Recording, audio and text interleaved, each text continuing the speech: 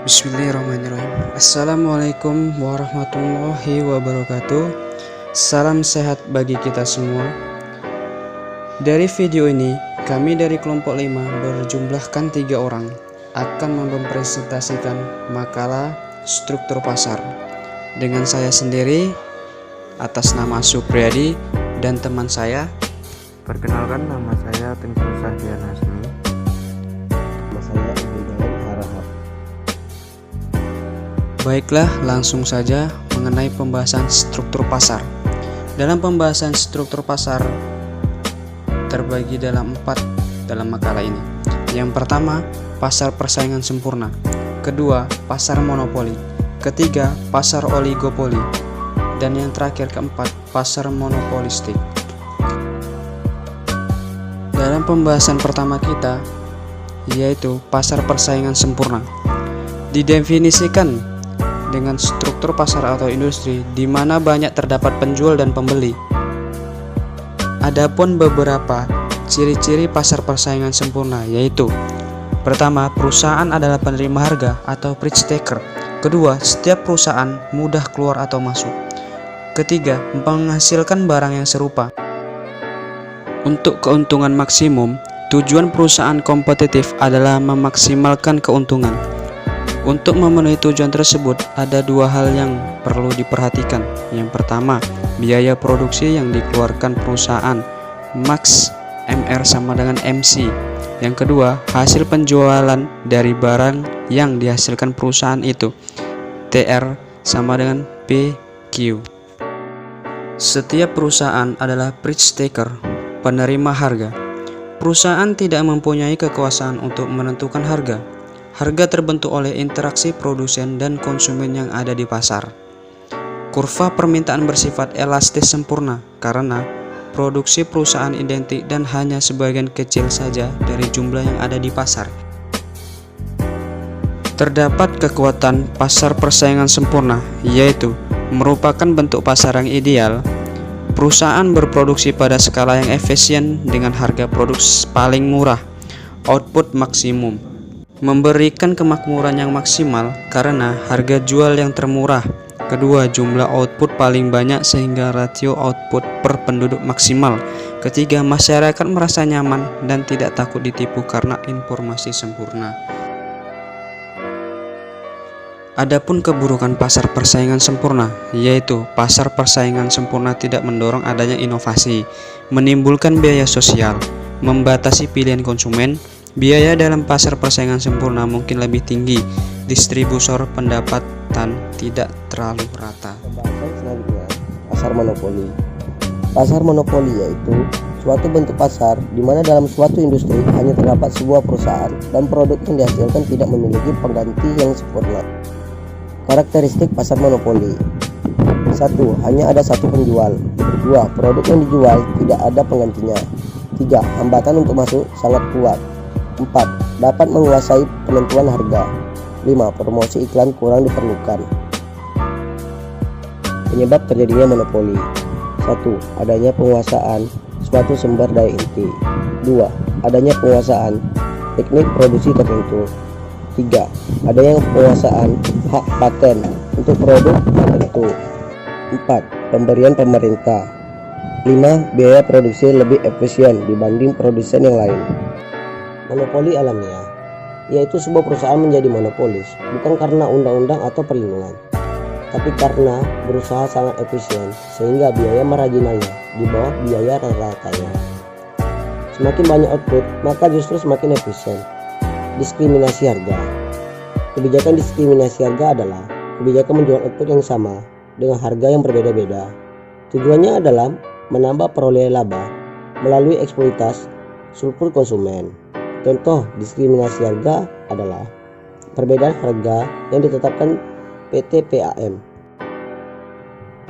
Syarat-syarat diskriminasi harga: 1. Barang tidak dapat dipindahkan dari suatu tempat yang lain.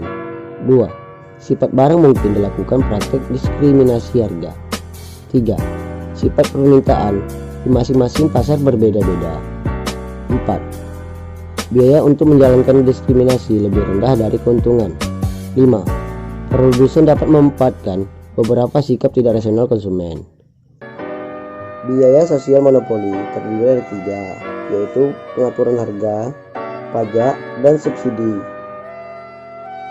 Aspek positif monopoli: memaju pertumbuhan ekonomi, perdagangan barang publik, meningkatkan kesejahteraan masyarakat melalui distribusi harga. Dan selanjutnya yaitu pasar oligopoli. Suatu struktur pasar atau industri yang terdiri dari hanya sedikit perusahaan, dan setiap perusahaan memiliki kemampuan mempengaruhi harga pasar. Karakteristik pasar oligopoli yaitu: yang pertama, terdapat sedikit penjual, dan yang kedua, terdapat sedikit rintangan untuk memasuki industri oligopoli, dan yang ketiga antara lain, keputusan harga yang diambil oleh suatu perusahaan harus dipertimbangkan oleh perusahaan yang lain dalam industri. Yang keempat, produk mempunyai ukuran standar, dan yang kelima, terdapat kompetisi non-harga atau non-pricing competition, misalnya perang iklan. Faktor penyebab terbentuknya oligopoli yaitu: yang pertama, efisiensi skala besar, atau hanya perusahaan yang berskala besar yang dapat mencapai efisiensi, sehingga dalam industri hanya terdapat sejumlah kecil perusahaan yang seperti semen, mobil, dan lain-lain. Hambatan masuk industri oligopoli: yang pertama, perusahaan yang lama telah menikmati skala ekonomis, dan yang kedua, terjadinya perbedaan biaya produksi seperti pengalaman, keterampilan, akses finansial, dan yang lain-lain. Yang ketiga, karakteristik produk perusahaan lama lebih baik, seperti lebih terkenal, lebih canggih, atau produknya lebih beragam. Baik, kita masuk pembahasan selanjutnya, yaitu pasar monopolistik. Pasar persaingan monopolistik adalah suatu pasar dengan beberapa penjual yang menawarkan produk serupa, namun diantaranya berbeda aspek. Asumsi pasar persaingan monopolistik: 1. Tidak dapat informasi yang serupa tentang harga dan kuantitas. 2. Terdapat banyak pembeli dan penjual. 3. Tidak ada biaya untuk memanfaatkan eksternal. 4. Persaingan promosi sangat ketat. Karakteristik monopolistik: 1. Produsennya banyak. 2. Produk beraneka ragam. 3. Iklan sangat penting. 4. Hambatan untuk memasuki industri sangat kecil. Perbedaan antara pasar monopolistik dengan beberapa pasar lainnya. Struktur pasar yaitu terdiri dari persaingan sempurna dengan jumlah penjualan banyak, hambatan untuk masuk dan keluar tidak ada, kemampuan untuk menentukan harga tidak ada, perbedaan produk yang dihasilkan tidak ada, dan contoh dari produknya yaitu produk pertanian. Yang kedua, persaingan monopolistik. Jumlah penjualan persaingan monopolistik yaitu ada beberapa. Hambatan untuk keluar masuknya tidak ada. Kemampuan untuk menentukan harga sedikit. Perbedaan produk yang dihasilkan juga sedikit. Contoh barangnya yaitu barang-barang eceran. Dan yang ketiga, oligopoli. Jumlah penjualan dari oligopoli terbilang sedikit. Hambatan untuk masuk dan keluar sedikit. Kemampuan untuk menentukan harga juga sedikit. Perbedaan produk yang dihasilkan yaitu jarang. Dan contohnya seperti industri mobil dan baja. Selanjutnya, kelebihan dari pasar monopolistik. Perusahaan yang terdorong untuk selalu melakukan inovasi terhadap produknya ini menguntungkan karena mutunya akan semakin baik. Dan yang kedua, pelayanan terhadap masyarakat akan semakin baik untuk meningkatkan image perusahaan di mata masyarakat. Dan kekurangan dari pasar monopolistik ialah: yang pertama, biaya promosinya mahal sehingga perusahaan harus merogoh koceknya lebih dalam. Yang kedua, harga persaingan pasar monopolistik berada di tingkat yang tinggi. Baiklah, kita beralih ke bagian penutup. Kesimpulannya di sini ialah struktur pasar adalah penggolongan produsen kepada beberapa bentuk pasar berdasarkan ciri-ciri seperti jenis produk yang dihasilkan. Banyaknya perusahaan dalam industri, mudah tidaknya keluar atau masuk ke dalam industri, dan peranan iklan dalam kegiatan industri.